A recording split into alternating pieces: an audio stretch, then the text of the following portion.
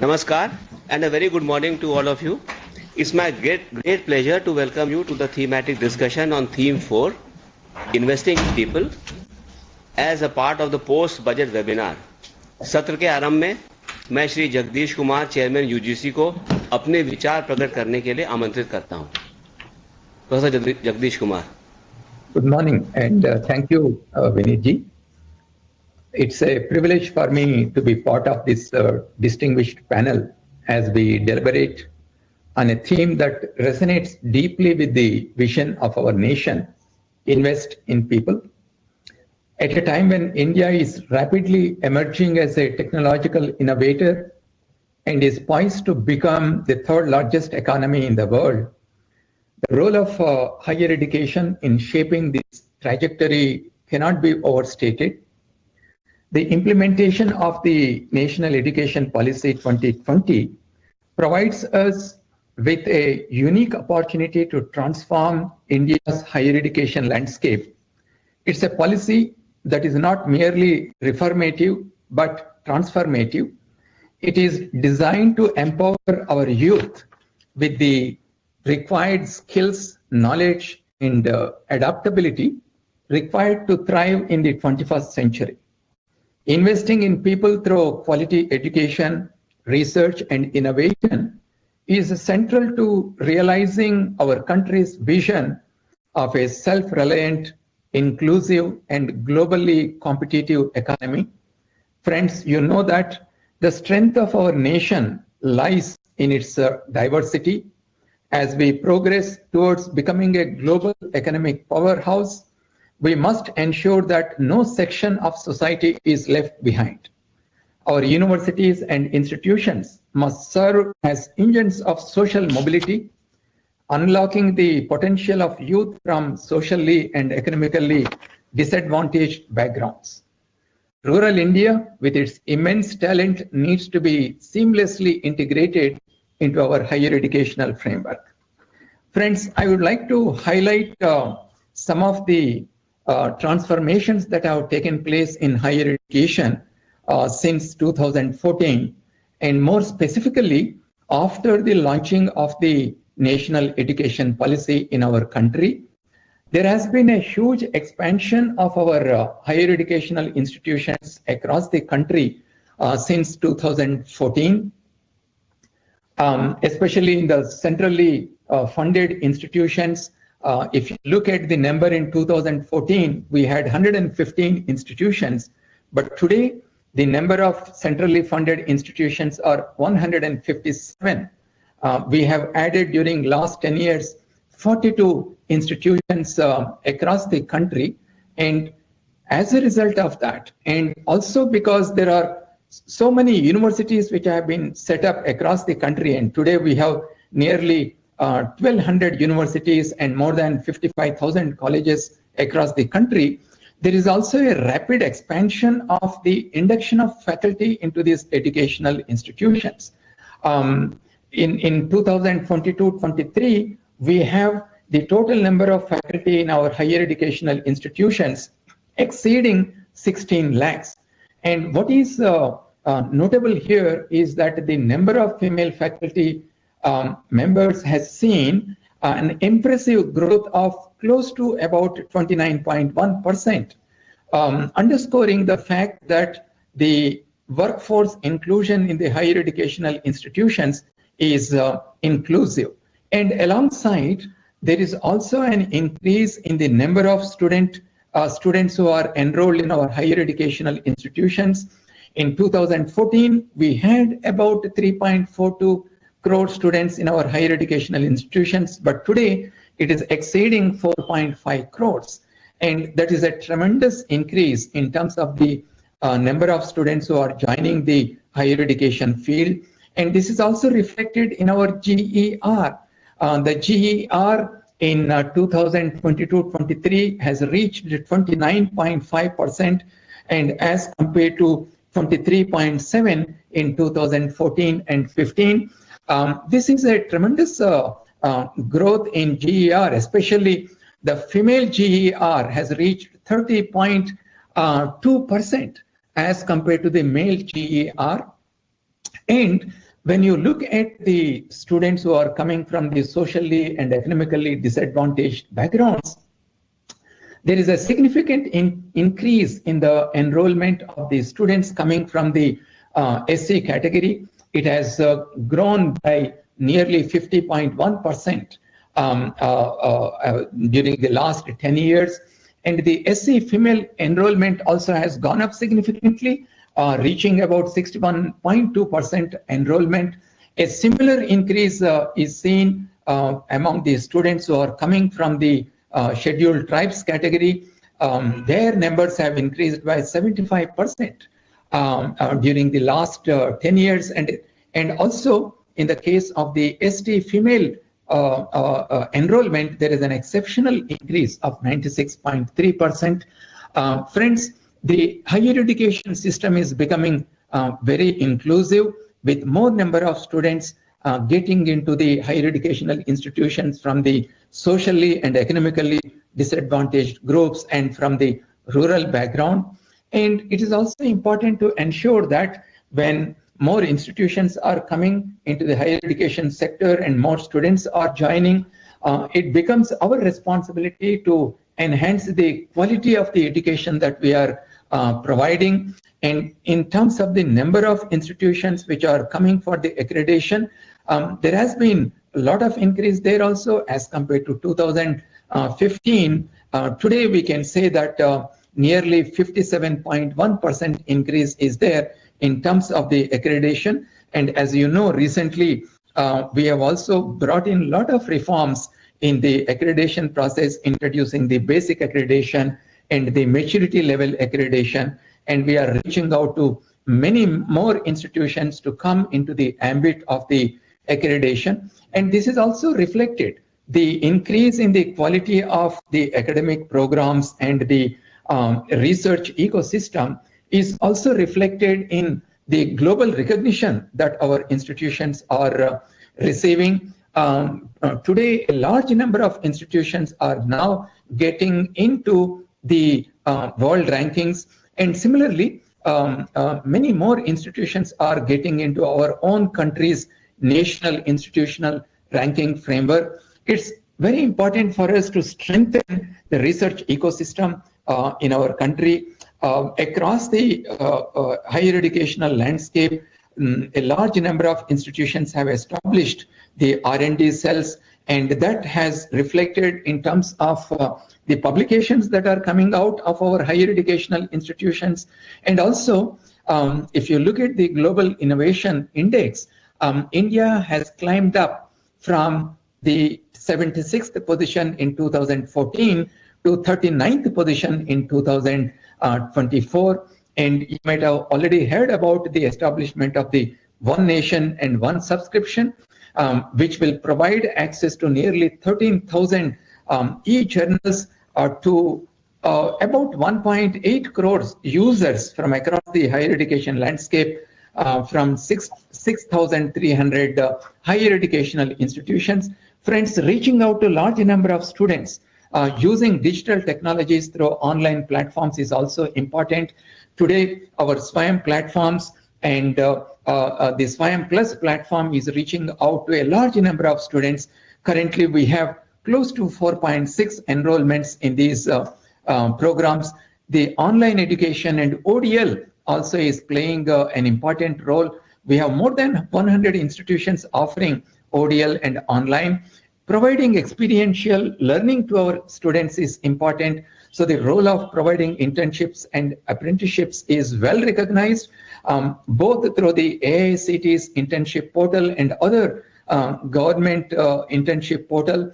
We are reaching out to lakhs of students and thousands of educational institutions. One important aspect that has happened during the last 10 years is the inclusion of the Indian knowledge systems as part of our higher education. UGC has already trained 1,000 faculty members, including integrating IKS in the regular teaching programs. And in the next stage, we are planning to train about 10,000 teachers.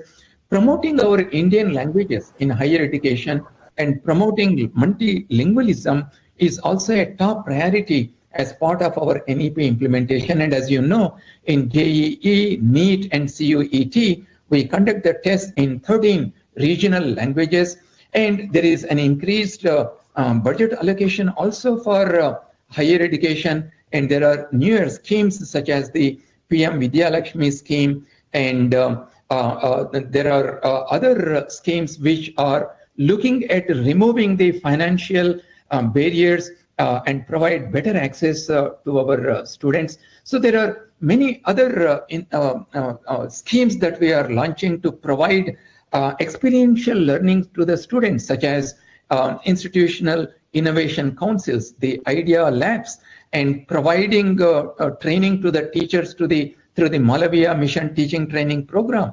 We have already trained more than 1.5 lakh teachers, and we are reaching out to 15 to 16 lakh teachers across the country.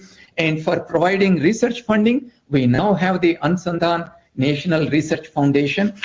Friends, to conclude, it is important for all of us to recognize that we have a collective responsibility to make education a tool for empowerment, not just a privilege for a few. When we invest in our people, we are investing in the future of India.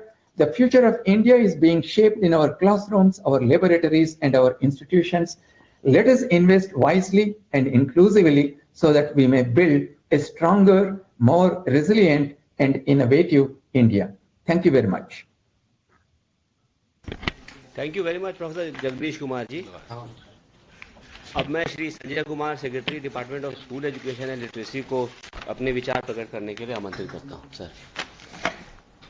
Thank you, Vinit ji. We have a brief presentation before you, and education is all about investing in people, and the UGC chairman has already given a broad snapshot of what the higher education scenario is looking like. This year in the budget speech 25-26, the Honorable Finance Minister has made two announcements. 50,000 Atal Tinkering Labs will be set up in government schools in the next 5 years, and each of the government schools in the rural areas will be given a broadband internet connectivity. Now, what has made this possible? And I think what has made this possible is the relentless and the concerted effort which has taken place in the Department of School Education and Literacy across the country in the last 10 years. And on that crest, this innovation of Atal Tinkering Lab is going to ride. Next, please. So this is what a brief snapshot of India's education system is, which I would say is perhaps one of the most complex education system in the world. So we have 14.72 lakh schools, to which 24.8 crore children are going and are being taught by more than 98 lakh teachers. Next, please. So how does it look like? Over the years, in the last decade, our PTR across primary, upper primary, secondary and higher secondary has improved appreciably. And if you look at in the last 10 years, 46.52 lakh teachers have been recruited, of which 61% are women. And not to be outdone, 5.8 lakh non-teaching staff have also been recruited to make life for the teachers a little easier while they are working in the schools. Next, please. This is the qualitative improvement we have seen in the last 10 years. So if you look at the number of boys and girls who have passed class 10 board and class 12th board with more than 60% marks, which can be a standard for the kind of learning outcome improvement which we are seeing in the school. So you will see it appreciably. 2013 to 23, in class 10, we have moved up from 58.1 to 95.5%. But what is more interesting for both class 10th and 12th is that girls have had a much larger improvement as compared to the boys. Our gender parity index in our schools is almost more than 1. Girls are outnumbering boys marginally in all levels of schooling, and also in learning outcomes, they are showing that they have the wherewithal to do well. That means we are reaching out to boys, girls in the schools, and the learning outcomes are improving. Next. This is again how the infrastructure and other parameters have improved in the last 10 years. So our GR across different educational structure has gone up. And if you look at the right-hand side, we find that in the basic infrastructural requirement in our schools, we are almost very close to saturation. In fact, we've been working with all the states so as to ensure that in the basic infrastructure we are able to show absolute saturation. So if you look at electricity, 60 to 91.8%, and this is what is going to make Atal Tinkering Lab and internet connectivity workable now that we have this kind of an infrastructure in our schools. And if you look at computer and internet, we will see a remarkable progress in the last 10 years. Availability of computer has gone up to 57.2, almost more than doubled. And the case for internet has gone from 8.1 to 53.9. So, and again, this year we do hope that we saturate it at least for all the government secondary schools. Next, please. And what has made this possible? I think sustained investment has made this possible. So the average per capita student expenditure has gone up from 10,780 to 25,043 in 21-22, an appreciable increase of 130%. Next. We want that each and every child should be part of school and no child should be out of the schooling system. So if you look at the NSS data and if you see what is the scenario for the never enrolled children, we see an appreciable drop in the 6 to 14 years as well as 14 to 18 years age gap. And so larger number of children are in school. I do admit that some are still out and our endeavor shall be to bring them back to school. Next. This is with respect to children who got enrolled but somehow dropped out of school. And here also we see that there has been an appreciable, remarkable improvement in the age group of 6 to 14 as well as 14 to 18. So children who have never been part of schooling system, they are in school. The ones who enrolled and dropped out, they are coming back to school, and both the numbers are decreasing as evidenced by the NSO data of 2024. Next. Again, what is happening to our expected years of schooling? This is a very broad indicator which goes as a component in the Human Development Index. And when a child is born, the number of years he or she can be expected to have during their lifetime. And this also includes higher education. So in 2013, it used to be 11.81 years. Today it has gone up to 13.28. And research shows that every additional year of schooling adds 0.37% to the GDP. So good schooling is also adding to the economy of the country. Next, please. And this is again to develop a passion for mean years of schooling. Mean year schooling is defined as the number of years of schooling availed by that cohort of the population which is more than 25 years of age. And this comes from the NSS data. And again, you will find that in the last 10 years, our mean years of schooling has improved from 5.4 to 7.5. But again, coming back to my earlier reiteration that women have seen a larger increase as compared to male. Next, please. So, and the third definition is which comes from the SDG 4 is that what is the youth literacy? And the youth is defined as 15 to 29. We are almost in the late 90s, very close to 100. And we do hope that by the year 2030, India will be able to achieve the youth literacy of 100%. Next. So, another salient points of education is that we should have absolute inclusion.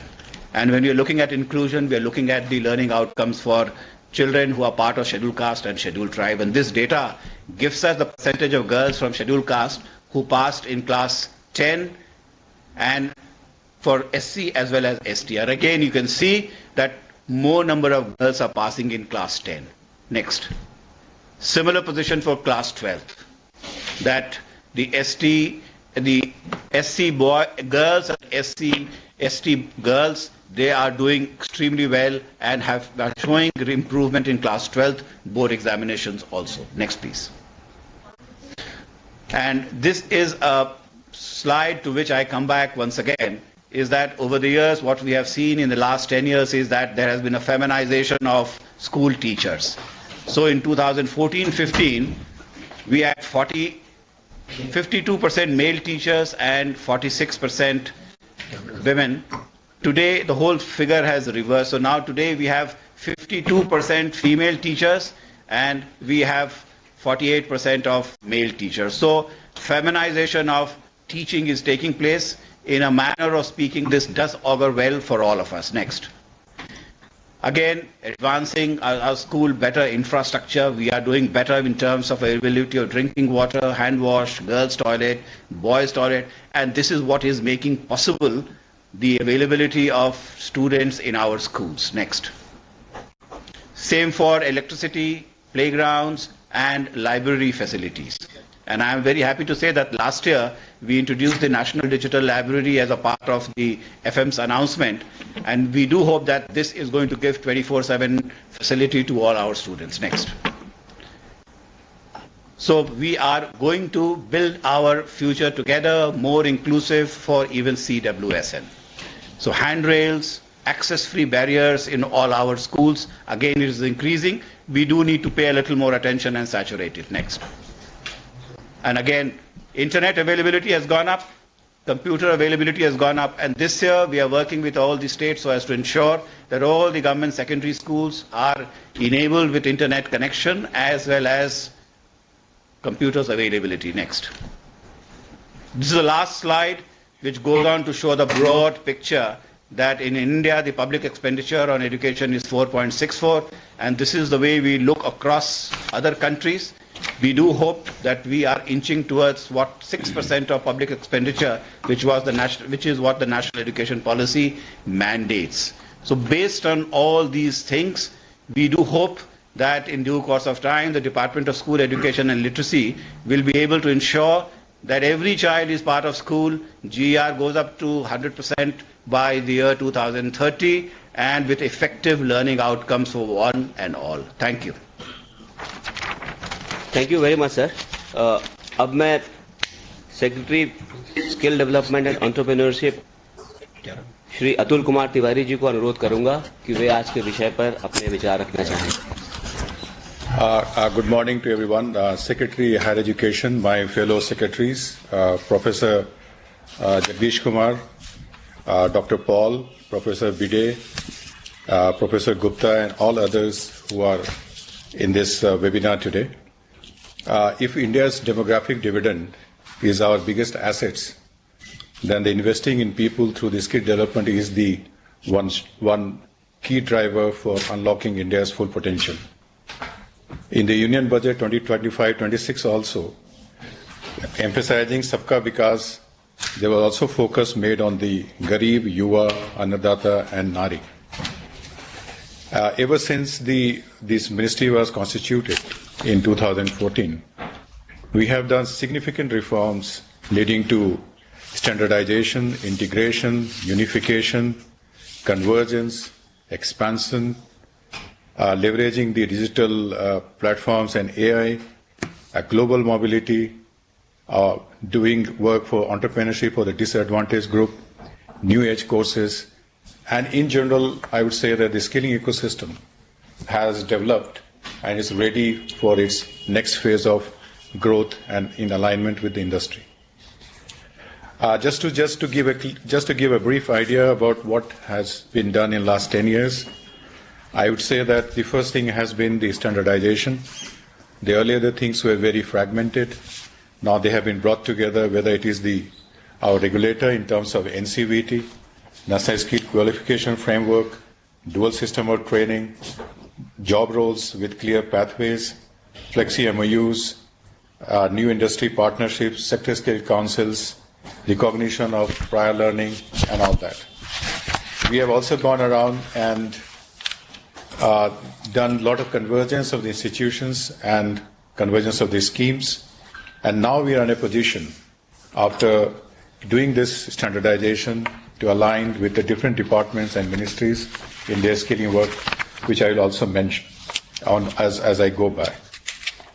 Under the National Education Policy also, which is a momentous document and a framework, that a lot of work has happened in terms of bringing skilling and education together, whether in terms of the academic bank of credits, whether, as the Professor Jagdish Kumar said, about UGC and other higher education institutions allowing for the 50% credits in their degree programs to be skill-based courses, using the APAR credit frameworks and the skilling pathways which have come brought the education and skilling closure.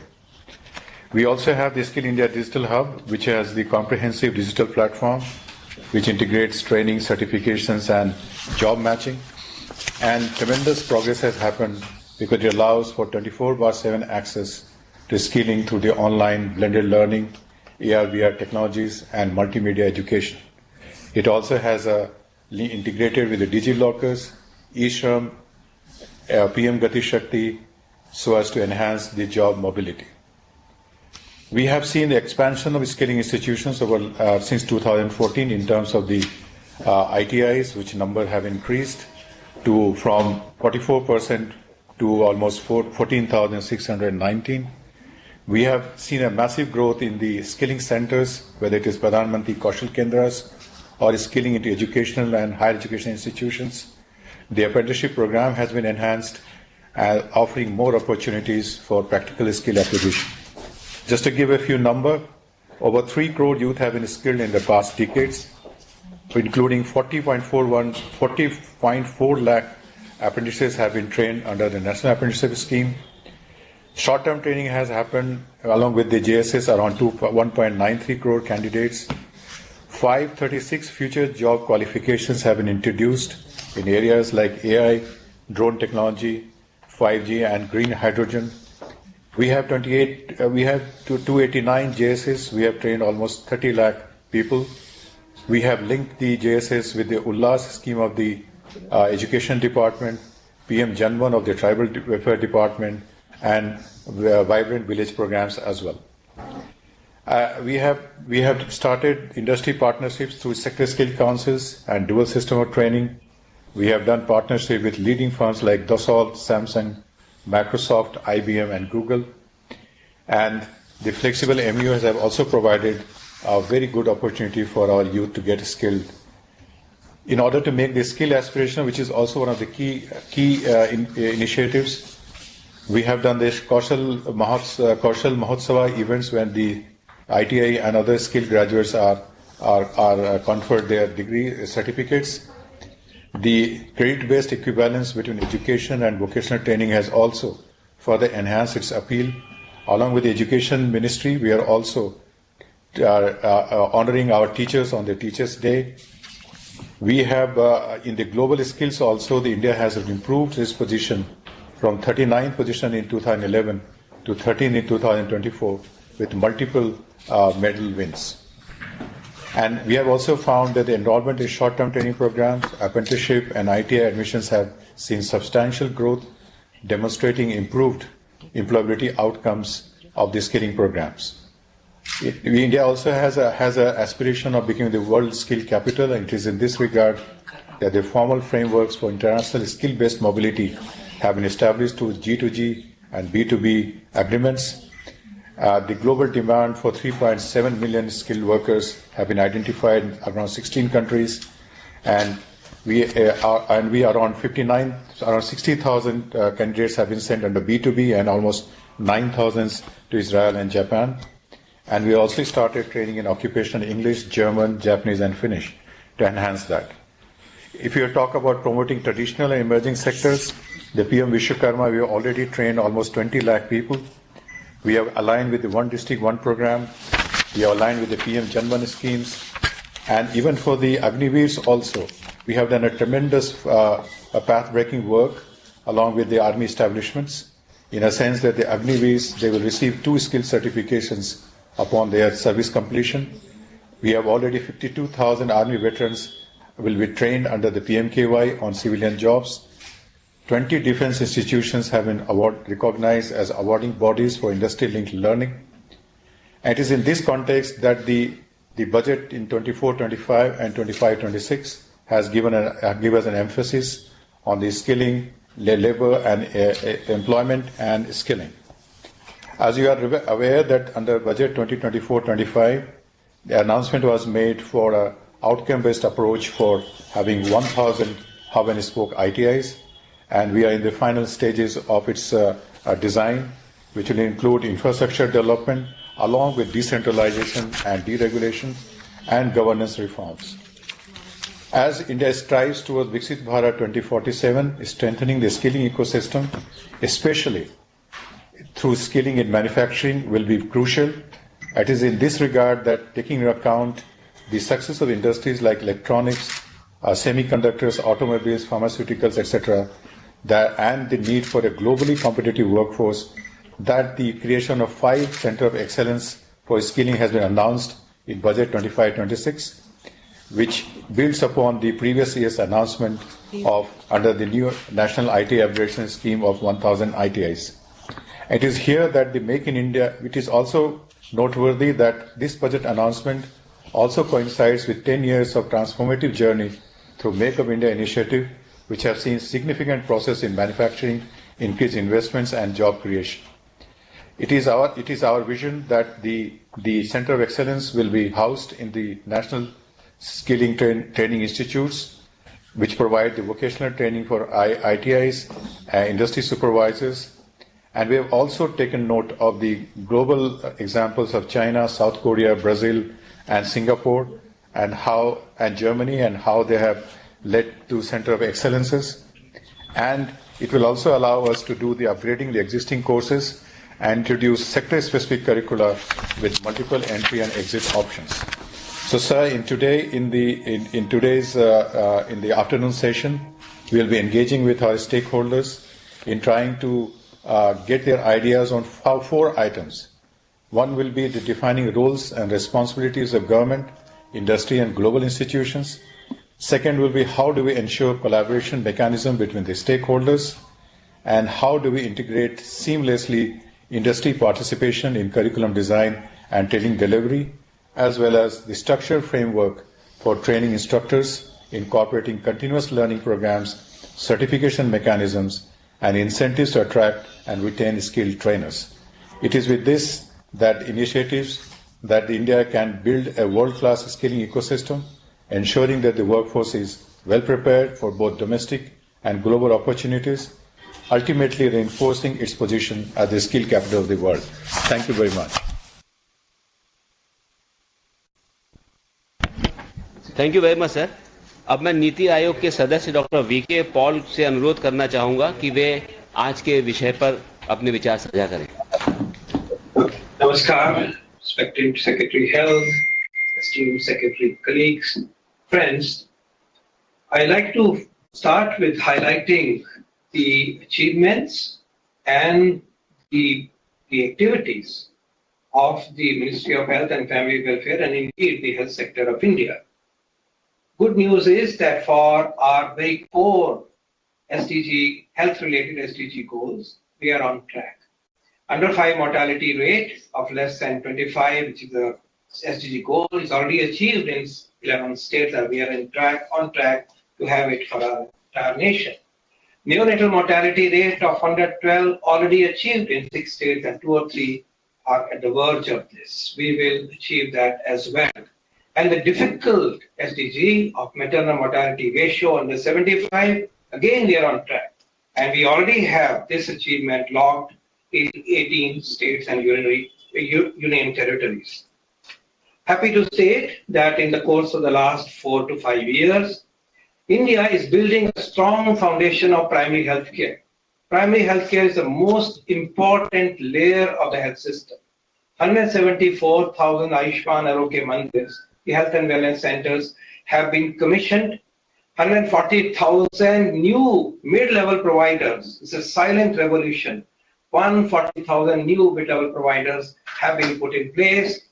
E-health, telehealth is available in all these centers, and more than 100 drugs are available free of cost. I believe this is the most important initiative that India is now undertaking, because primary care looks after 85% or more of the health conditions and also saves money.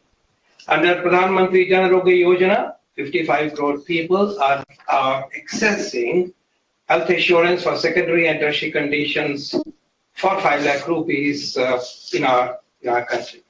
We have now added the entire population of above 70 years to be eligible for this benefit, adding this benefit additionally to 6 crore more people. Every day, 30 to 35,000 admissions take place under this program.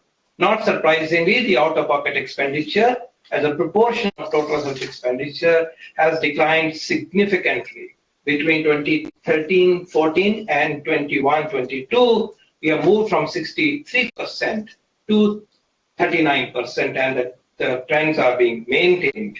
And this is also coming from free dialysis scheme, free ambulance scheme, and the system of Jan Aushadhi, which imparts opportunity for less expensive generic medicines. Happy to state that under National Health Mission, human resources are very important and a quiet revolution that's being rolled out. Between 2013-14 and now, from 1.8 lakh human resources under the mission, today we have 4.7 lakh, which is 2.5 times escalation during this period. We are pushing high standard through IPHS and QAS system, which are the standards applying to the public health facilities. Under the Ayushman Bharat Digital Health Mission, 23 crore Indians now have a health identity and a card which will be used for layering the health records.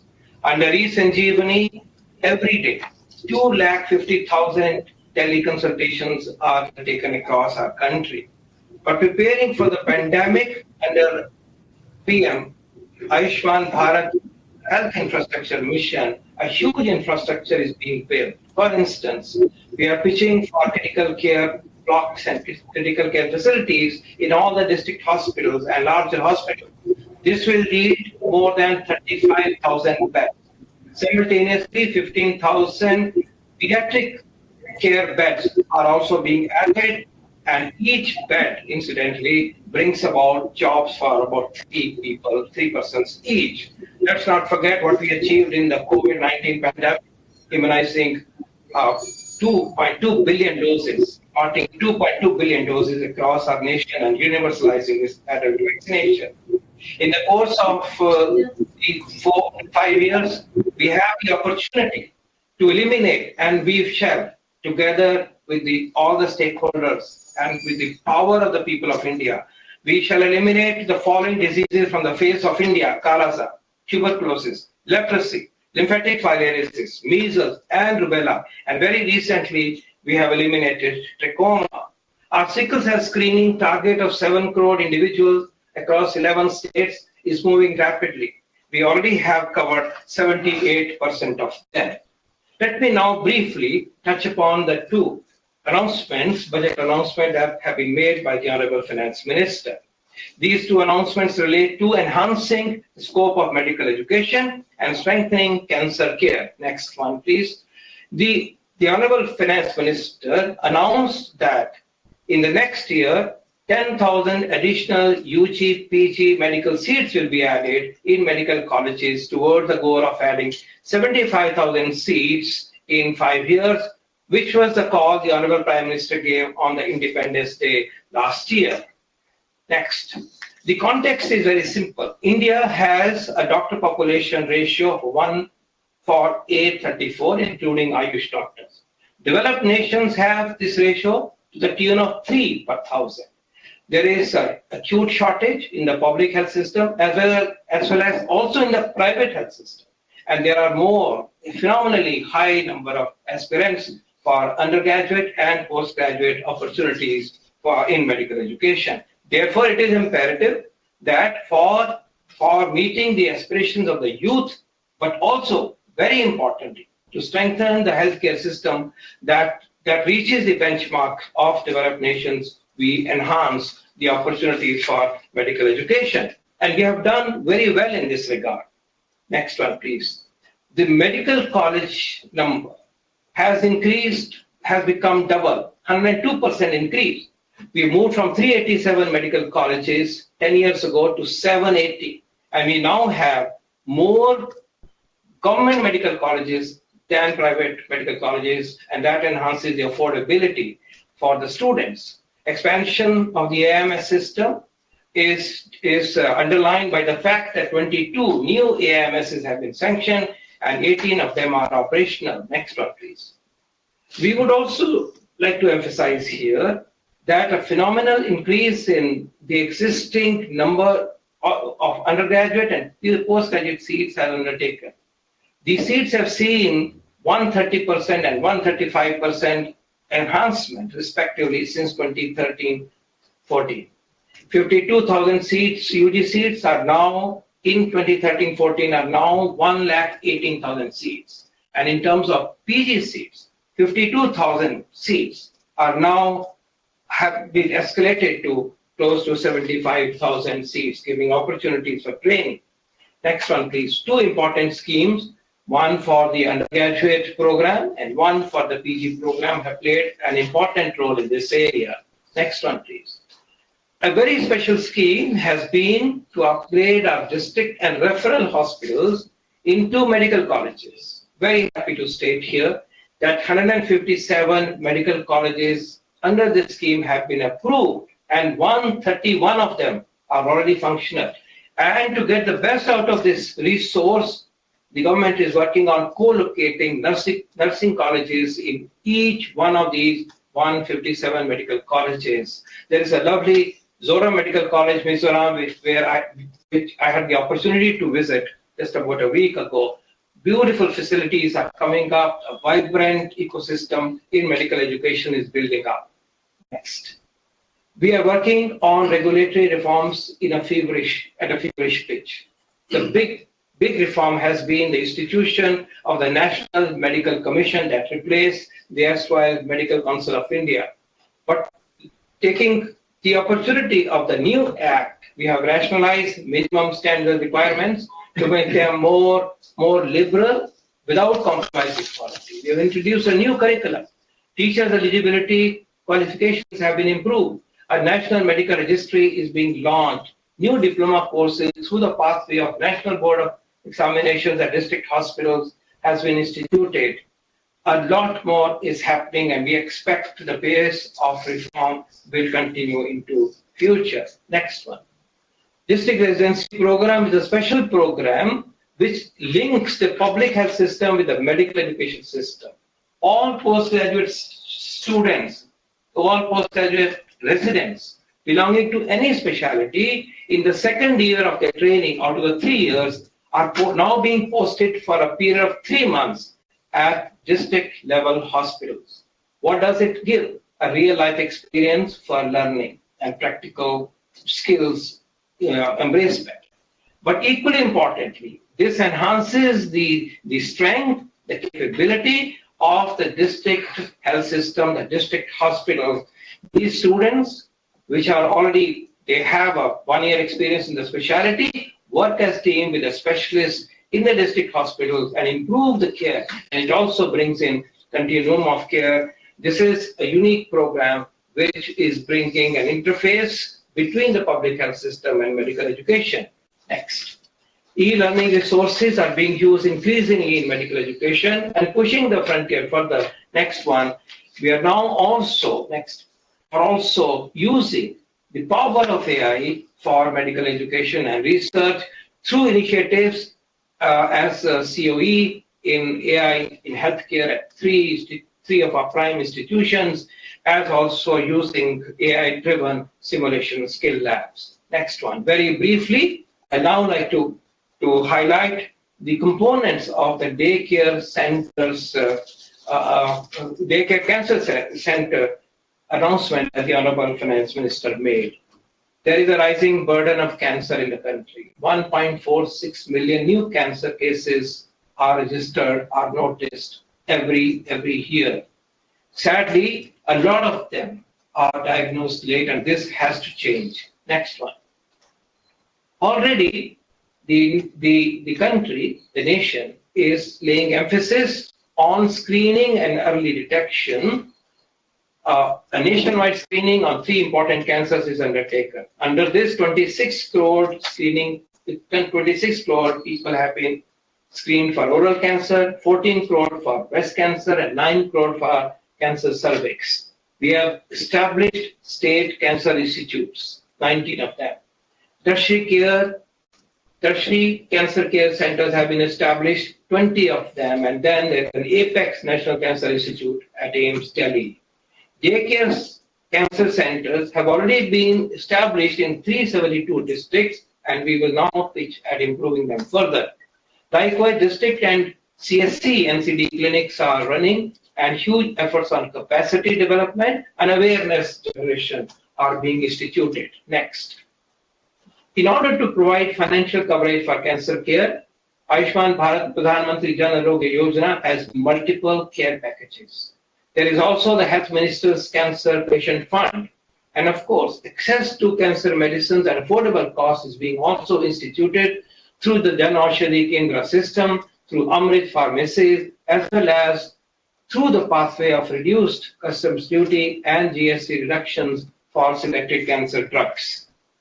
In the announcement that has been made, the government will facilitate setting up of daycare cancer centers in all the districts in the next 3 years. And importantly, 200 of these shall be established in this financial year. So we will establish 200 new centers.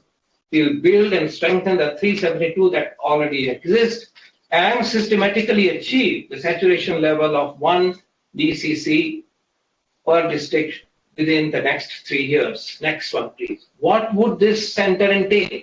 This will be a 4 to 6 bedded unit for chemotherapy, for follow-up care, for supportive care, and for counseling. 2, there will be provision for additional equipment, medicines, disposables, and training will be instituted to the teams in the district hospitals. Treatment plans will be instituted by the tertiary care system, the state cancer institutes, and the INIs. Same-day treatment model will be followed to save on stress and financial burden. Linkages with Ayushman Arogya Mandar, that is the primary healthcare system, as well as the tertiary system, the state cancer institutes will be established. And we shall optimally use telemedicine and teleoncology to create these connections. Thank you very much. These are very aspirational and game-changing budget announcements and programs.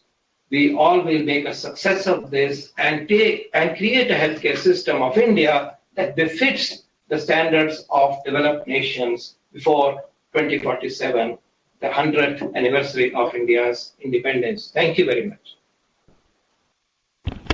Thank you, Dr. V.K. Paul. अब मैं professor Amita Bhide को ministry of housing and urban affairs की ओर से विचार रखने के लिए आमंत्रित करता हूं. Professor Bhide is a professor at the Center for Urban Policy and Governance in the School of Habitat Studies, Tata Institute of Social Sciences, Mumbai. Over to you, Professor Bhide. Thank you. Thank you. Just to check, am I visible, audible? Yes. Am I audible? Yes, thank you so much. So at the first and at the outset, let me really thank all of you for organizing this webinar and all the panelists, extremely esteemed panelists who are part of the webinar as well, beginning with Professor Jatish Kumar, the secretaries of the various departments, Professor Gupta and Professor V.K. Paul, and so on and so forth. Okay. I think when we think about urbanization itself and the role of Mahua, Mahua is located right at the forefront of facing a huge opportunity as well as a challenge. The opportunity called urbanization, which is now an emergent reality, a huge transformation from when we became independent. We were really called rural India, we were predominantly rural, and now we are at a stage where we are transitioning to an urban India. This gives us multiple opportunities, economic opportunities, and also to ensure that and determine for the world what is sustainable urbanization. Okay, but it also presents a lot of challenges in the form of a significant amount of people, more than 80% or so, who are working in the informal sector. And the informal sector is one which is surrounded with extremely risky and hazardous working and living conditions.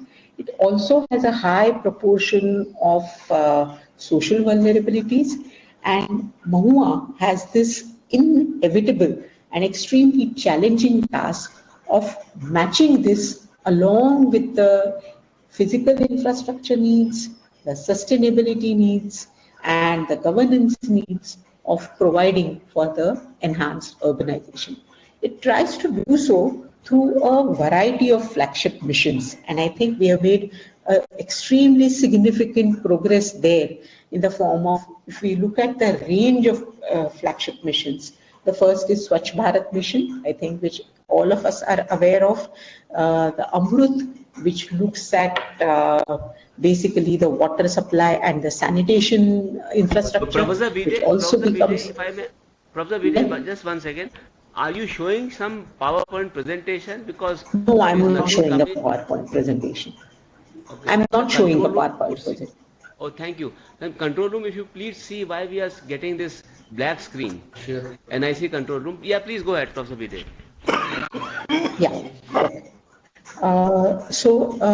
Then the cities, there is the National Urban Digital Mission, and there is Cities program. And along with all of that, there are two things which I'm going to focus on in this talk, is basically the Deen Dayal Upadhyay Antyodaya Yojana, or the National Urban Livelihood Mission, and which works also in conjunction with PM Swanidhi, which is a program which was started in the context of street vending. Okay.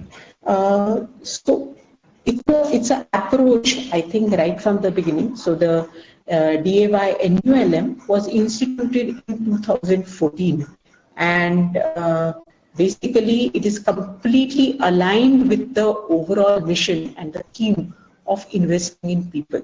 It may sound surprising because when we think about urban development, we think of physical infrastructure building, very engineering and planned approach, but these are two flagship missions which really focus on investing in people, creating employment opportunities, creating services for them, and overall expanding the entire rubric of urban development and making it financially, socially much more inclusive and sustainable. You have first statement, I will say, of investing in people has basically been from 2014 until now. There is an entire transformative ecology of institutions which has happened.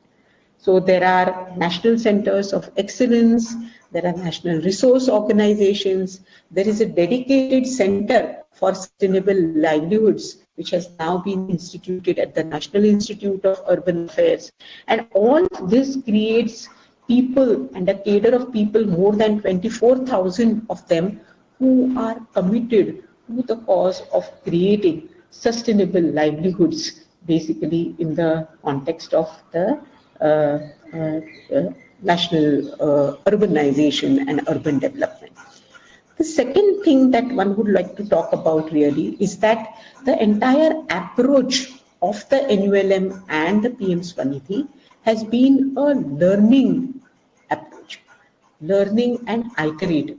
You pilot things, you experiment with them, then you create models out of them, and then you upscale them at a state level and also at a national level, and always therefore create room for experimentation. I think this is something which is fantastic. And the kind of mandate that therefore the NULM carries is also very vast. On one hand, it is creating livelihoods, and in the last 8 to 10 years or so, from 2014 till now, there are more than 1,995 shelters built for homeless. There are more than 38 lakh people for whom livelihoods have been created. And there are more than 90 lakh women who have actually been covered under the entire rubric of institutions like self-help groups, and through which then enterprise development has happened. It is also very interesting to see that in PM Swanidhi, a program which was started in the context of a post-COVID crisis really, and that program also has been able to be extremely successful with more than 68 lakh vendors all over the country, street vendors who are otherwise, I mean, they are micro business persons, one can call them, or nano business persons for that matter, and they have been set up on the overall path of financial inclusion to the extent where not only have been these 68 lakh street vendors have been given loans, but they have also been connected through convergence with many other ministries of the Government of India. There is an entire bouquet of aid schemes which include social security schemes, which include a mapping of the entire household to see which other schemes can the household be eligible for, and then trying to ensure that the household gets benefit of all of those Government of India schemes as well. And this is all done through a digital architecture which also enables an extremely good monitoring and evaluation system. And I think this is something which is a huge achievement, because till now and prior to 2014, most money which went into urban poverty alleviation programs was considered by banks, by relevant institutions as money which is going down the drain. And in that sense, this has really been a transformative journey. Now, in the coming budget and in the coming years, this approach is being shifted even more. So, in consultation with a whole lot of collaborators, which include academic institutions, NGOs who are working on the ground, these resource organizations which have been created, consultants who have also started working in the field, what has been identified is, along with a what should I say, a Gisapita income-based approach to identifying the poor, okay, and which often proves very flawed. Along with that, 6 vulnerable occupational groups have been identified. And each of these occupational groups, the minute I take the name, you will all be able to recognize what is the entire set of specific vulnerabilities which are associated with these. These are waste workers, construction workers, there are domestic workers, there are gig workers, okay, and there are street vendors. And of course, there are also the knockout workers.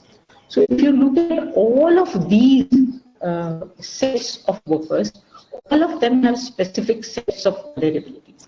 And they are now, their vulnerabilities are being addressed through a comprehensive set of interventions in the coming years. And the MOA has conducted a lot of pilots linked to this. This has led to several learnings.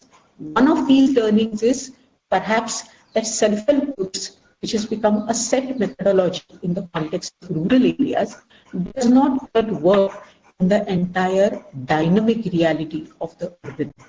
And therefore, perhaps one should also invest and create common interest groups of the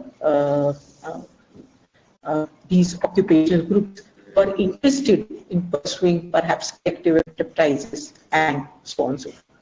The second learning, I think, which is also very important, is that this digital architecture and monitoring is extremely critical, because it enables an easy convergence across multiple scales of stakeholders, from the Government of India to the state governments, to banks, to implementing organizations, and to the people themselves.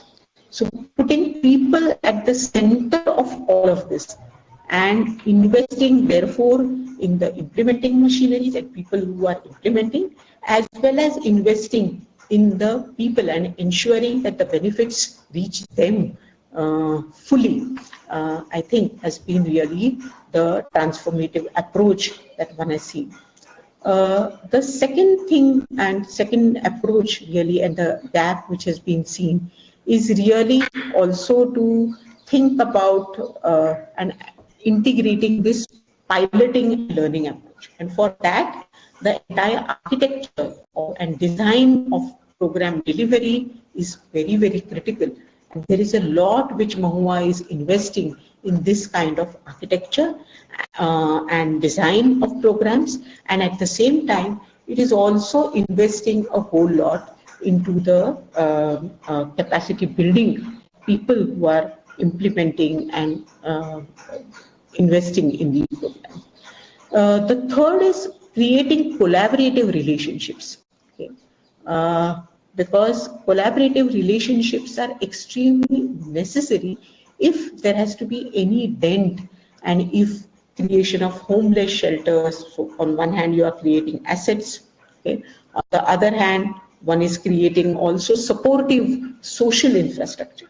For example, you can give a loan to a street vendor, but tomorrow that same street vendor will also be shooed out of that place by others because that place is not secure. And for this reason, there are vending hearts which are being created. Okay? There are night markets or weekly markets which are also being experimented with. And this is a very important social infrastructure which is being generated. There are many laborers in our cities who stand at labor chalks, and these labor chalks become incidental developments. Okay? So can we develop these labor chalks in such a way that not only can workers congregate there and the labor exchange can operate efficiently, but at the same time there can be the needs of the laborers who are gathered there can also be met. Can there be a rest place? Can there be tea stalls or snack stalls there? Can there also be some resting rooms there? So these are the developments and these are the pilots which are also being carried out here. And finally, in terms of creating all of this collaboration, the social infrastructure, all of this, I think what is very, very critical really is this entire alignment with, again, coming back to investing in people. Right? And people who are perhaps the poorest, the people who are most vulnerable, and who can therefore, who are in some ways the key to making cities far more inclusive. The final word here about financial inclusion, both as an achievement and as a path ahead, is in terms of looking at credit cards. Okay? Banks are very, very reluctant to start a line of credit for these nano enterprises. And therefore, the Mahua has come up with the idea of having and instituting a credit card which can meet some of the working capital requirements of the street vendors. And it is this approach which is being now experimented with, which will also be adopted then with the other target groups which are part of the DAY MULM. There are many challenges.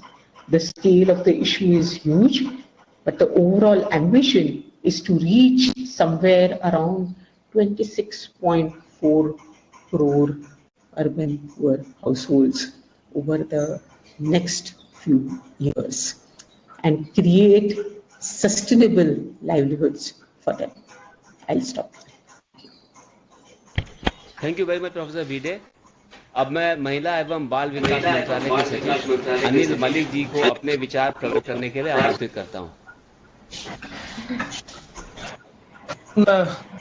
To all my esteemed colleagues, panelists, Dr. V.K. Paul, Professor Jagdish Kumar, Professor M.P. Gupta, Professor Amitabh Bide, and my dear friends, secretaries. I'm going to make a small presentation on the budget initiatives for development of women and children in India. Next, please. So the budget this year, it reinforces the commitment of Government of India for development of human capital in specific areas related to women and children. Excuse me, sir. Which are. Excuse me, sir. Sir, आपका presentation we are not able to see. Are you sharing some screen, sir? Yes, we are sharing. Is it? We are just trying. Let us just fix it.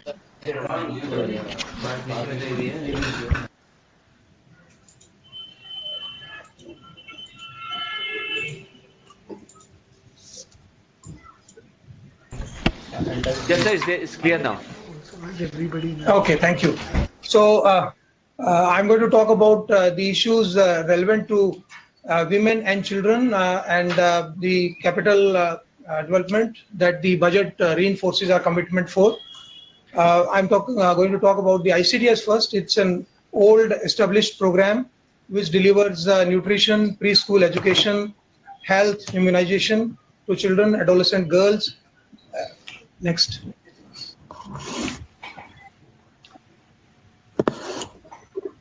This is a snapshot of the Saksham Anganwadis. Next. We have about 100 million beneficiaries, about 8.8 crore children below 6 years of age. Of them, we provide nutrition, healthcare. About 4.5 crore children, 3 to 6 years, we provide preschool education. More than 1 crore pregnant women and lactating mothers, and more than 2 million adolescent girls in some areas of the country. Next. We have established a malnutrition protocol, how malnutrition can be managed. This has been, in the works for last 2 years, and it has helped improve the malnutrition indicators as we see, in the later slides. Next. The National Family Health Survey since 92-93, Survey 1 to 5, they give this report about stunting, underweight and wasted percentages. We see that there is a gradual, improvement in the malnutrition indicators of children. Stunting is coming down, underweight and wasting, everything is coming down. But when we take Quotient Tracker, which is the administrative data set that we are using now across the country, which is filled up by the Anganwadi worker on a daily basis. Then the figures except for stunting, then for underweight and wasted children, they are actually much better than the figures being shown in the Family Health Survey 5.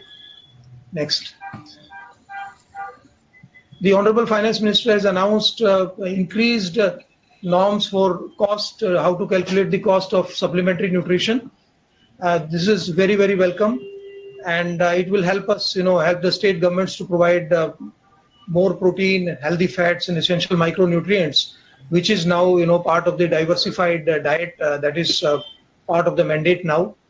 And also we have mandated that if possible, Anganwadis should have their own Poshan Vatika, the small Nutri gardens, about half of them, 6.42 lakh, have already been established.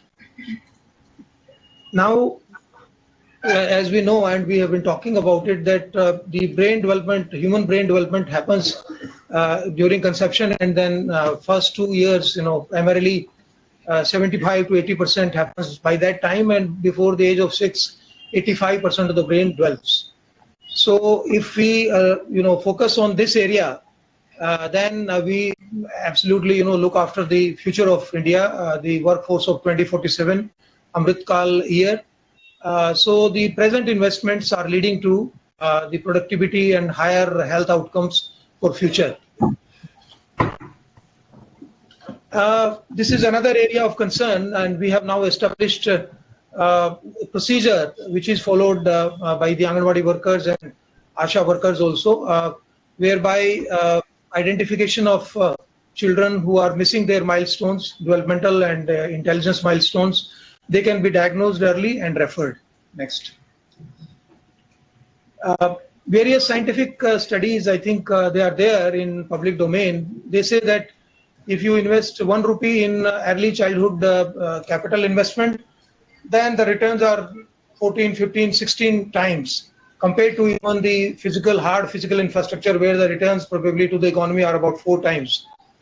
So we are going for achieving these, and are making huge progress because of the increasing budgetary allocations. Next. This is a new area where the new education policy mandates that children from 3 years to 8 years, they need a foundational stage of learning, and minimum 3 years of learning before they start primary school. Part of that would now be imparted through the Anganwadi system, and we are already ready for it. We have trained our more than 2 lakh of the Anganwadi workers through the SLMTs. We are going to train all of them, about 14 lakh Anganwadi workers, and we are going to repeat the training next year. Next. This is the services being provided, through Anganwadi network, where our own workers and helpers, who are 2.5 million, they themselves, become part of a trained workforce, and they become an agent of change in the communities in which they serve. We have introduced a digital platform, mobile app on the Android platform. This is called Poshan Tracker. It's filled up by the Anganwadi worker and all the stakeholders above her level, supervisors, CDPO, district officers, and state officers, and the government of India. They have login IDs. So this data is collected on each and every activity of the Anganwadi through this tracker. There is no maintenance of physical registers now. It's in the local languages, 24 languages. Now we are going to strengthen it further by introducing a recognition system for face, so that the rations and services given to beneficiaries are captured, on a real-time basis to build more accountability. We have also, through the increased budgetary allocations, now established the idea of Jan Andolan and community participation through Poshan Ma and Poshan Pakhwadas and community-based events, whereby various stakeholders in the society, Panchayati Raj institutions, self-help groups, civil society groups, other organizations, local influencers, they are involved, in the nutrition, health, and early childhood education activities. Next. Next. About women, we have women empowerment programs also, and we follow the life cycle approach, starting from the childhood of women, adolescence, adulthood, motherhood, and then old age. And this is part of the women-led development, which is the vision of the Honorable Prime Minister to achieve Viksit Bharat 2047. Next. These are some of the initiatives of this ministry as well as other ministries that are part of this initiative, where universal health coverage, maternity care, immunization, and we have Swachh Bharat, where the drudgery of women has been reduced to a great extent, piped water supply to households, clean cooking gas connections, and all-weather houses being constructed. Education, as highlighted by Sanjay Kumarji, the great job that they are doing. So all these are enablers for empowerment of women to enable them to participate in the workforce in big numbers. We have a special maternity benefit scheme also, which we are implementing through online DBT mechanism. Right now we have, since its inception in 2017, benefited 3.82 crore beneficiaries, and they have received about 17,448 crores through direct cash transfer. Another scheme which the budget has, the Honorable Finance Minister has been very kind to approve, is this special assistance for capital investments to create a new working women hostels. This was worth 5,000 crores, and we are going to take full benefit of it. Already many approvals have happened. This would enable more women to participate in the workforce to work, fearlessly away from their homes. Next. Another initiative which has been there since last 10 years is the institution of one-stop center, where women who are distressed or under any kind of threat of violence or where actual violence has happened, but they don't want to go to police right away, there is a place available, and now its access is online also, and it is available through the women helpline also. So under that, in that one place, we provide all 5 services: police help, medical help, legal help, psychosocial counseling, and shelter. Next. Women helpline now, like other helplines, child helpline as well as 112, it has got absolutely stabilized throughout the country, 181. It is linked both ways to the child helpline as well as to the emergency helpline 112, and also linked to the district level institutions of the Women and Child Development Department, including the OSC. So this is a big relief to women under any kind of threat or any kind of pressure. It's available 24/7 into 365. Next. This is a non-lapsable. This is a great innovation in the budget. This is a non-lapsable ongoing scheme where the focus is on projects which promote safety and security of women. Till now, about 5,846 crore rupees have been actually utilized by implementing agencies, whereas from our side we have appraised more than 50 projects worth 11,298 crores. Next. This is just at a glance what kind of projects we are appraising. Projects dealing with the prevention of crime against women, of helpline, emergency help, projects relating to safe transport, where women can go to work fearlessly or go for studies fearlessly. Next. Projects to, improve the safety of public places, projects for training, capacity building of duty holders, and also projects to bring the guilty, who commit violence against children and women to speedy justice. This year there has been a big jump in the gender budgeting. This is a budget statement number 13, where more than 49 ministries and 5 UTs have reported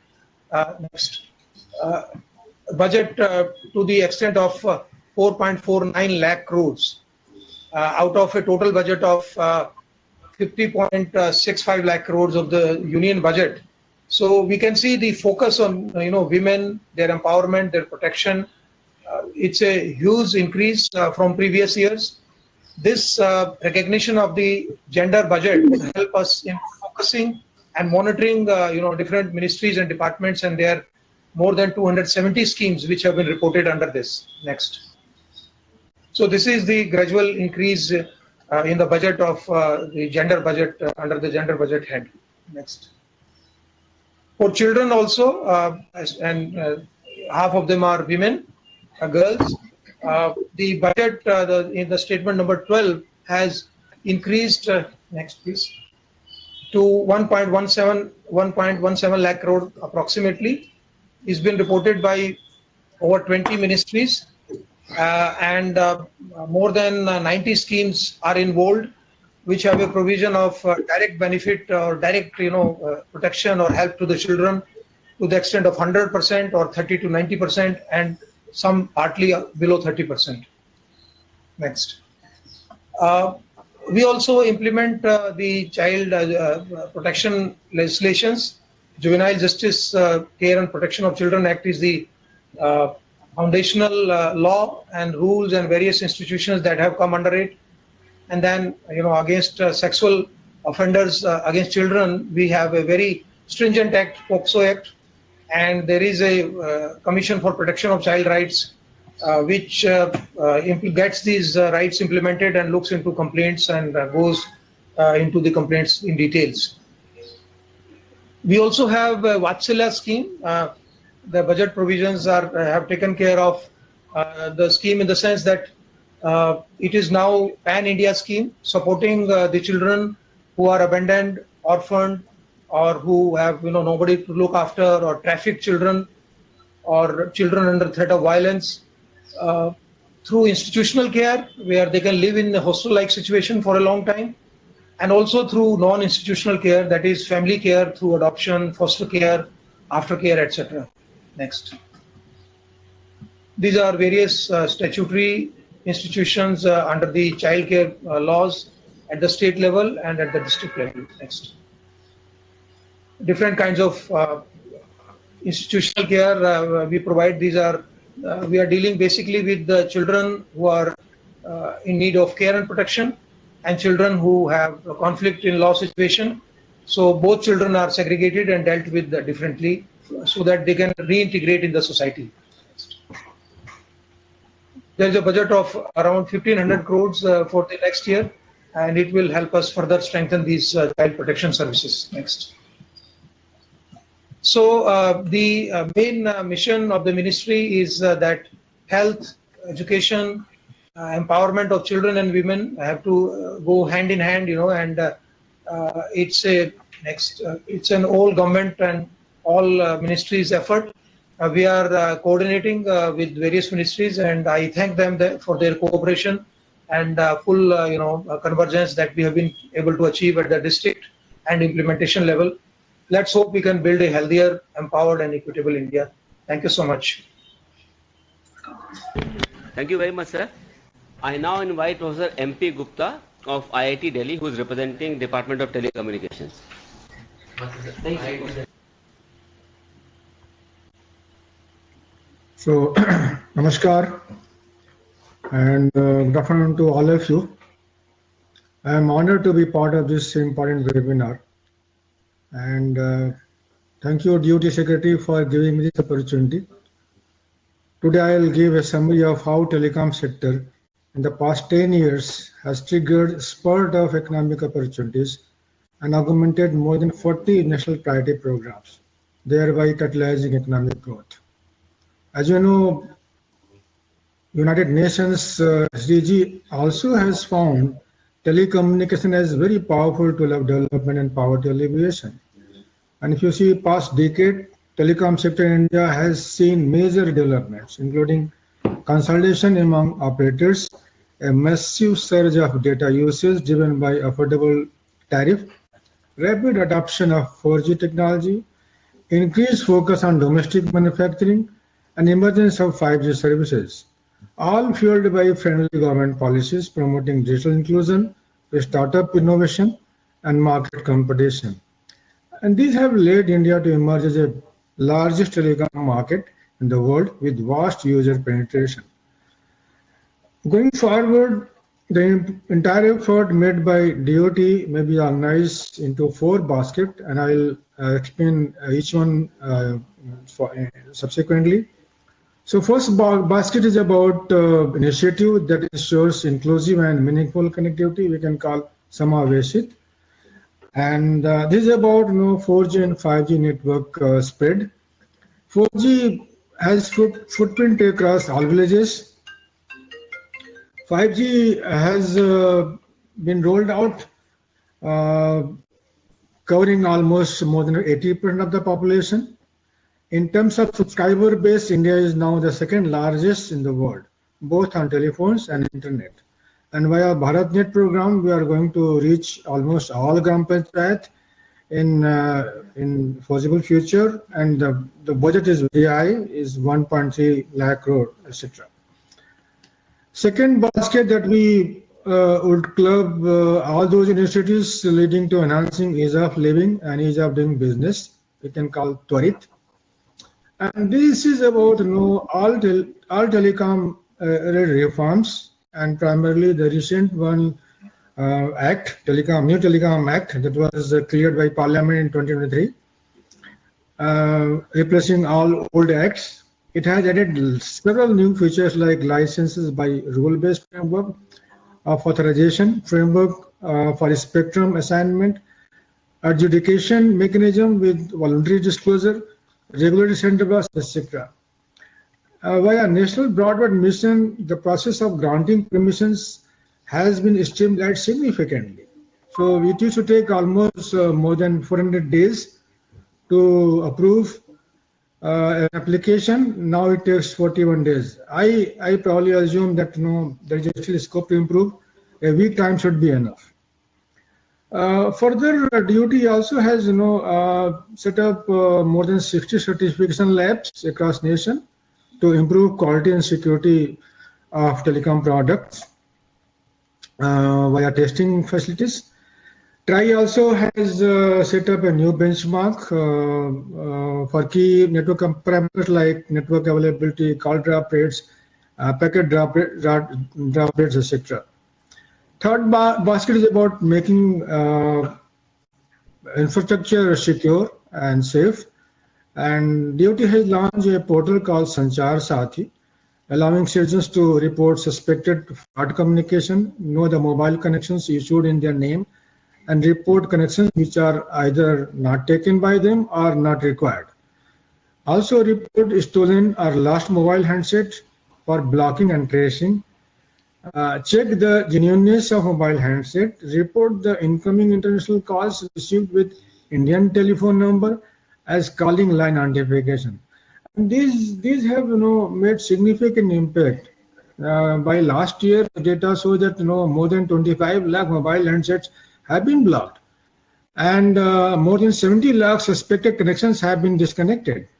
More than 70,000 point of sales selling SIM on fake documents have been blacklisted, and there have been plenty of FIRs on that.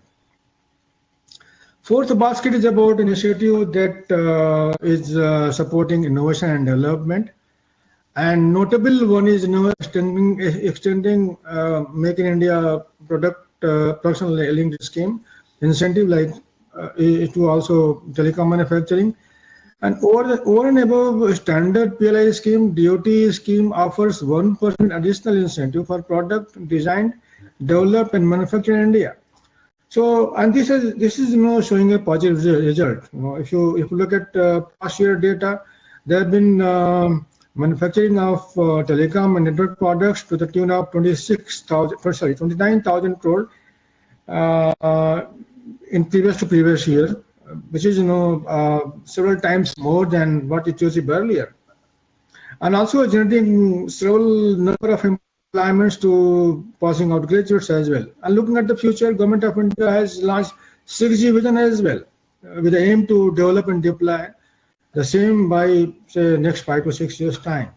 So with so much promise that DOT initiative hold, Finance Minister has rightly set as personal agenda in this year's budget to extend broadband connectivity to all government-run secondary schools and primary health care centers in rural areas through Bharat initiative. This provision is not just about technology, it is about empowering communities to thrive in the digital age.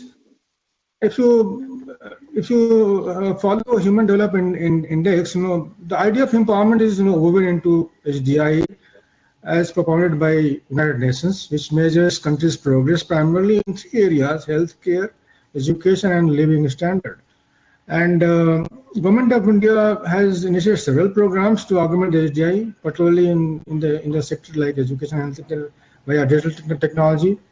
And if you recall, digital empowerment has been one of the 3 vision areas of Digital India program, started in 2015. It's promised to provide universal digital literacy, universally accessible digital resources, availability of these resources in Indian languages, collaborative digital platforms for participative governance, and portability of all entitlements through cloud. Now, Digital India program has been here around for almost 10 years, and I feel we should do some audit how much digital empowerment we have achieved so far. Going forward on broadband theme, so availability of broadband connectivity in rural schools means that students are able to access the wealth of online educational resources, e-learning platforms, and digital literacy tools. Similarly, the availability of internet connectivity in public health centers provides access to telemedicine, remote diagnostics, and digital management of health data, all of which are crucial to improving healthcare services in these under-served areas. With this transformative change, the nation is moving towards a future where digital equity is reality, where every child has access to quality education and every person has access to quality health care. I encourage all of us to think on these initiatives as a stepping stone towards smarter, healthier, and more connected India. Together, we can ensure that benefits of broadband connectivity are felt by every citizen from mountain to plains. That's all from my side. I'll stop here. Thank you for your patience. Thank you very much, Professor M.P. Gupta. Now I request Ministry of Labour and Employment Secretary, Ms. Sumita Dabra, ma'am, to say a few words on her subject. Over to you, ma'am. Good afternoon to all. When it comes to investing in people, the Ministry of Labour and Employment in the past several years has taken numerous measures to promote labour welfare, improve social security coverage, bring in labour reforms to ensure ease of doing business with a view to more employment generation, and also with a view to promote ease of living. Several notable reforms have been brought in EPFO, the Employees Provident Fund Organization, the ESIC, Employees State Insurance Corporation, and so on. Before I go to the budget announcement 2025-26 for the ministry, I would like to enumerate some of the major achievements of the ministry, which will reflect the progress in investing in people in the last few years.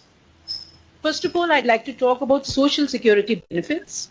Here we have evidence from the ILO's World Social Protection Report 2024-26, which highlights India's remarkable progress, where we have doubled our social protection coverage from 22% in 2016 to about 48.8, almost 50% in 2024. And due to India's remarkable progress, the social protection coverage in the world has increased by 5 percentage points. If we consider cash and in-kind benefits of India's social security schemes, and we are working on this with ILO, we see the exercise reveals that 65% population of the country is covered by at least one social protection benefit. Apart from what I just presented on India's overall social protection coverage, I would also like to highlight the several intervention schemes taken up by the Ministry of Labour and Employment in the last 10 years and also recent past. We have the National Career Service Portal, which was launched in 2015-16, where we match the people who are seeking jobs with the employers. And in the last 10 years, we have mobilized about 4.7 crore vacancies on the National Career Service Portal, and job fairs have been conducted, more than 50,000, and we have more than 400 model career centers which have been established to function as employment exchanges and align the supply and demand in the labor market better. We have also covered 51 lakh and more beneficiaries under the Pradhan Mantri Shram Yogi Mandhan Yojana, which is a pension scheme, and under Atmanirbhar Bharat Rozgar Yojana. In the last 4 years, we have covered more than 60 lakh beneficiaries with an expenditure of more than 10,000 crore. We also have eShram, which is globally recognized as a best practice of technical intervention in the labor market.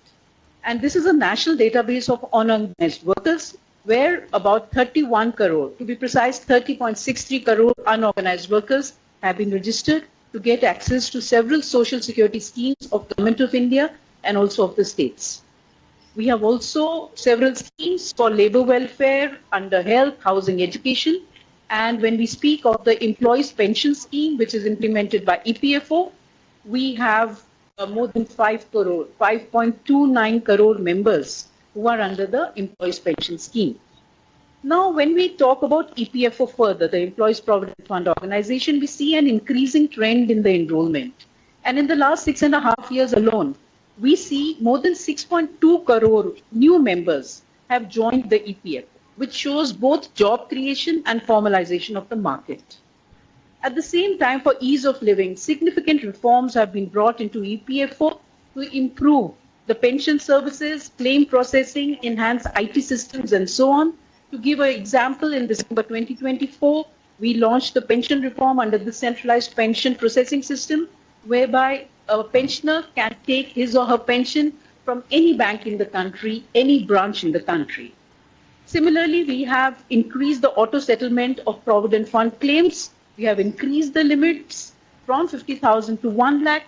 We have expanded the categories from just sickness to include also education, marriage, and housing. Under Nidhi Aapke Niket, we go to the beneficiaries every month. District camps are organized, and in the last 2 years, more than 16,000 district camps have been done, where more than 5.5 lakh beneficiaries have come to get their problems resolved. 85% grievances are resolved on the spot. The centralized IT system of EPFO and the simplification processes, improved grievance redressal, automated claim settlement are some of the other reforms. We have extended EPFO services in the Union Territories of Jammu Kashmir and Ladakh, and we have also implemented the minimum pension scheme, which was notified in 2014-15, and more than 20 lakh pensioners are availing the minimum pension every year. Under the Prayas initiative, we give the PPOs to the members under the EPFO on the day of the superannuation, and there are many other such reforms, all of which I am not enumerating, but it's also important to mention how digitalization is being used, the face authentication technology, which reduces the dependence of the pensioner on external biometric devices. The impact of these reforms in EPFO is a historic claim settlement for the first time in history in 2024-25, where EPFO has crossed 5 crore claim settlements in 1 year, settling more than 2 lakh crore rupees worth of claims.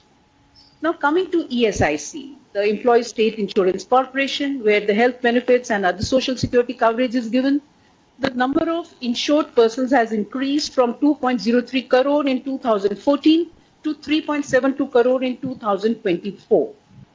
The number of beneficiaries have increased because the number of families are also included along with the insured persons to about 14.43 crore in 2024. The number of hospitals have increased to 165. We have also announced another 10 new ESIC medical colleges in this financial year, apart from the 8 existing colleges.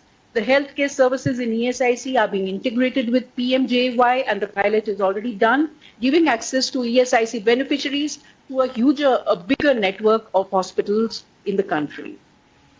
We have also approved more than 100 new hospitals, and we have started mobile app for taking appointments. We are using technical interventions for providing ambulance service. The 5G ambulance services are in place, super speciality hospitals, the Aadhaar seeding, Ayushman Bharat health accounts have also been started. Coming to labor reforms, the codification of laws, multiple laws. There were 44 Central Labour Acts into 4 codes, has been approved, has been passed by Parliament in 2019-20, bringing about simplification, rationalization of the labour codes, reducing complexity, difficulty in enforcement, and also so that we can leverage technology for transparency and ease of the stakeholders and create safe, healthy working conditions for labour, bring about more quality employment generation, more flexibility in the labour market, decriminalization, reduction in compliance burden, more ease of doing business, more job creation, and so on and so forth. Many reforms have been addressed under the labour codes. Simultaneously, the states have also been piloting a lot of reforms, and these reforms have led to reduction in compliance burden, a more eco-friendly ecosystem for investments, and also, importantly, allowing women to work at night. Many states have brought in all these reforms. Now, looking at employment trends, it's very important to see what is happening in the employment market. In the last 10 years, India has risen from the 10th largest economy to the 5th largest economy, bringing about a significant transformation in the employment landscape. We see major employment growth drivers in services, in construction, in trade, in manufacturing, in the MSME sector. The job market is rapidly evolving. New job roles are emerging in the startup ecosystem, the gig and platform economy, healthcare, tourism, hospitality, education, the global capability centers, the care economy, the startups. They are all contributing to job creation. The workforce engaged in economic activity has risen in the last 10 years from 471.5 million to 643.3 million, going by RBI data. Unemployment rate has declined from 6% to 3.2% in the last 6 years alone. Similarly, the labor force participation rate and the worker population ratio has increased in the last 10 years. Employability of Indian graduates has gone up significantly from 33.95%, about 34% in 2013, to about 55%, 54.81% in 2024 due to government-led skill building initiatives. I have already mentioned about technological development in the labor market and the use of e-Shram. I have also mentioned about the National Career Service Portal, and these are case studies today we are showcasing to the rest of the world, G20, how in the last 10 years alone, technology is being used in the labor market in India to bring about demand-supply alignment and also bring access to social security for unorganized labor. For employers, we have technology in terms of Shram Suvidha portal, which is providing a single interface between employers and enforcement agencies. There is day-to-day transparency, which has been promoted. There is a single annual return under 8 acts, and discretion of labor inspectors has been reduced in the last 10 years. Coming to G20 presidency of India, we had a very important announcement by the leaders on development of an international reference framework to address the global skill shortages by bringing about mutual recognition of skills and qualifications. That is where the ministry is leading the study with ILO and OECD, and we will have the study very soon. By the end of this year, the draft will be there. This is very important because it will enable international mobility of Indian youth with their skills and qualifications being recognized within that framework. So that's going to be facilitated. Recognizing the importance of the employment landscape, which I just mentioned, the Budget 24-25 proposed the employment-linked incentive scheme as part of Prime Minister's package on employment and skilling. The proposed scheme incentivizes employers and employees and focuses on first-time employees in the formal sector. The budgetary allocation for this scheme has been doubled in this year's budget. In 25-26, this has been doubled from 10,000 crore to 20,000 crore, taking the ministry's budget allocation to a historic high of 32,646 crore in financial year. So this is for both labor welfare, employment creation, and the present budget 25-26 has the theme, one of the 10 core areas outlined are employment-led development. Within that, very specifically, I would now like to come to our budget announcement, which is the Social Security Scheme for Welfare of Online Platform Workers. Now, this is a presentation which we have. We'll quickly go through it. India's gig and platform economy is booming, and if we see the Niti Aayog estimates, we are already around 1 crore as of now, and we are going to be 23.5 million, 2.35 crore by 2030. That's how the platform and gig economy is growing. Next. These are some of the challenges which have been recognized by government, the challenges faced by the gig and platform workers. This is very distinct from the traditional employees. These people are in flexible work arrangements. They're working on digital platforms, and there is a unique nature of the platform economy. There are concerns around sufficient economic and social protection, which is why the ministry has been engaging with various stakeholders to bring about a welfare scheme, a social security scheme for the gig and platform workers. Next. Coming to the union budget announcement, recognizing the contribution of the gig workers on online platforms, we have a historic announcement. We have showcased this in the G20 Labour Working Group in February this year, and this has been hugely appreciated. The registration of platform workers on e-Shram portal, we've already launched the aggregator module. Then we will arrange for their identity cards. Our scheme, a draft scheme has been put together already. And then we will come to the important benefit of providing healthcare benefits to the platform workers under PM Jan Arogya Yojana. As we are aware, the Jan Arogya Yojana will give a coverage of 5 lakhs per family per year for secondary and tertiary care hospitalization across public and private empaneled hospitals in India. And the scheme, what we have put together now, since we will be targeting the platform workers, we will be targeting to cover 35 lakh workers in this fiscal year alone, 25-26, with projections to increase further to 1 crore by 29-30. Today's panel discussion, which will be held later in the day, we will be discussing vital issues such as strategic planning for effective execution of bringing about the benefit to the platform workers, the expected challenges in rolling out the scheme, and the significance of using technology for smooth implementation. So this will be the focus of our discussion later today. Thank you very much. Thank you very much, ma'am. With this, now we come to the conclusion of this session. I sincerely extend my gratitude to all the esteemed panelists for sharing their valuable insights and perspectives. एक बार फिर आप सभी का इस सत्र में भाग लेने के लिए बहुत-बहुत धन्यवाद. I request all of you to join at 1 p.m. for Honorable PM session. Thank you very much.